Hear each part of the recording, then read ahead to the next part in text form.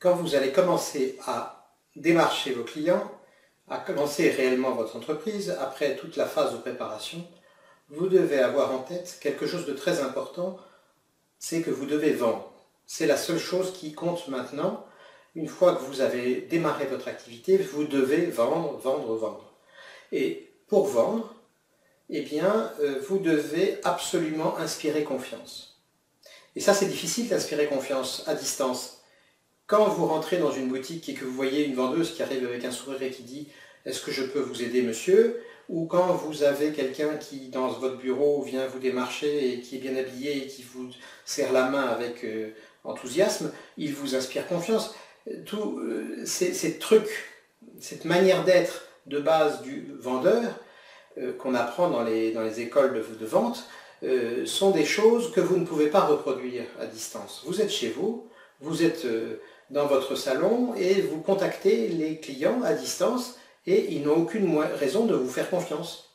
Ils ne vous connaissent pas, ils ne vous ont jamais vu. Alors, comment faire pour passer cette barrière psychologique bien normale? Eh bien, d'abord, il faut être très compétent. Il faut qu'ils sentent que vraiment vous parlez de quelque chose que vous connaissez vraiment et que vous avez une vraie solution à leurs problèmes. Et si déjà vous arrivez, que vous les contactez à bon escient puisqu'ils ont ce besoin-là et qu'ils comprennent que vous les appelez non pas par hasard mais parce que vous savez qu'ils ont un problème ou un type de problème que vous pouvez résoudre, que vous apportez une solution pertinente, astucieuse, économique, eh bien déjà ils ont un peu plus confiance en vous. Mais avant qu'ils n'en arrivent à vous passer commande, il va y avoir encore beaucoup de chemin à faire.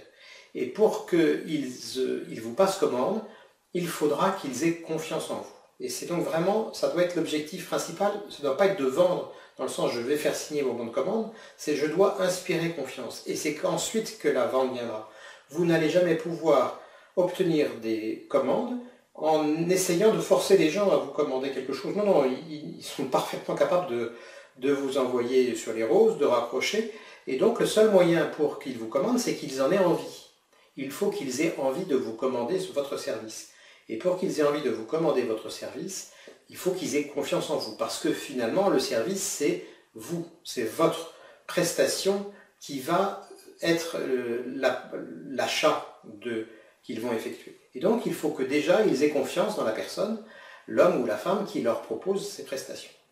Alors, comment inspirer cette confiance? Donc, être très compétent, les appeler à bon escient, leur proposer un service qui paraît parfaitement adapté à leurs besoins, mais également leur donner plein d'éléments complémentaires qui va leur permettre de vérifier que vous ne mentez pas, tout simplement.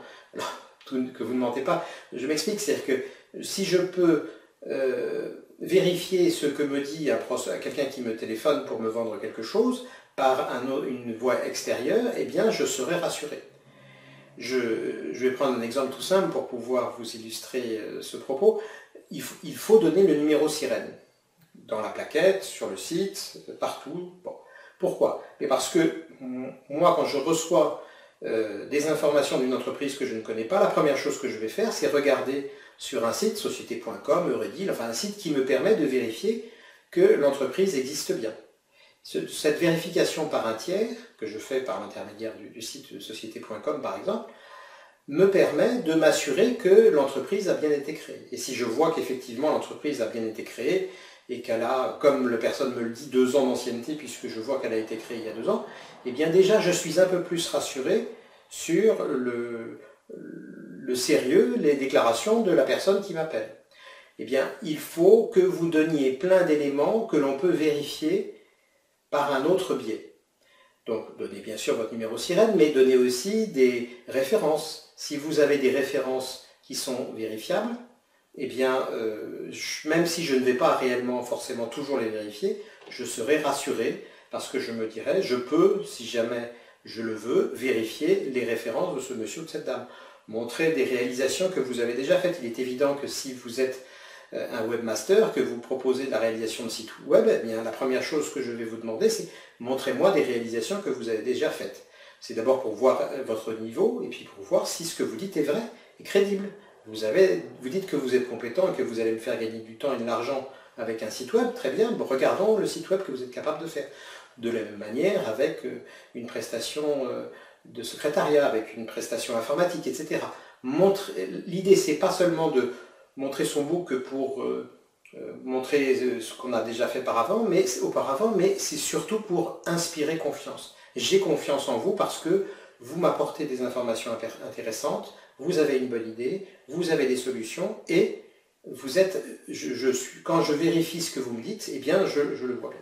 Autre chose très importante pour inspirer confiance, c'est de donner beaucoup de détails, donner beaucoup de choses. Il n'y a rien de plus mauvais en vente que de dire « Oh mais je ne peux pas vous dire comment je vais faire parce que pour le moment je suis en processus de vente ». À ce moment-là, vous ne vendrez jamais. Vous devez expliquer tout ce que vous allez faire. Mais comme vous n'allez pas le faire, eh bien on va avoir envie de vous acheter ces choses-là. Je vais faire ceci, je vais faire cela, je vais faire cela. Et si vous listez bien dans le détail, il faudra le faire et on le verra un peu plus loin, si vous listez bien dans le détail toute la procédure que vous allez mener si vous avez à faire ce travail-là, eh bien le simple fait de vous écouter décrire toute cette procédure, eh bien va inspirer confiance. On va comprendre que vous êtes vraiment compétent et que vous savez vraiment de quoi vous parlez. Et cette confiance qui va s'instaurer entre vous et votre prospect, vous devez l'entretenir, vous devez aussi vous intéresser à lui, parce que j'ai confiance en vous si vous vous intéressez à moi. Donc vous devez noter ce que vous dit votre prospect et essayer d'en tirer le plus profit pour pouvoir s'adapter encore plus à sa demande. Et progressivement, il y a un climat de confiance qui va s'instaurer entre vous et votre prospect qui finalement aura envie de votre solution. Et ce n'est pas vous qui allez lui forcer à acheter, mais lui qui va se dire écoutez, on y va, je veux vous acheter la prestation. L'idée vraiment générale, c'est que vous devez créer un climat de confiance. Tant que ce climat de confiance n'existe pas, vous ne vendrez pas et donc ça ne sert à rien d'essayer de le faire.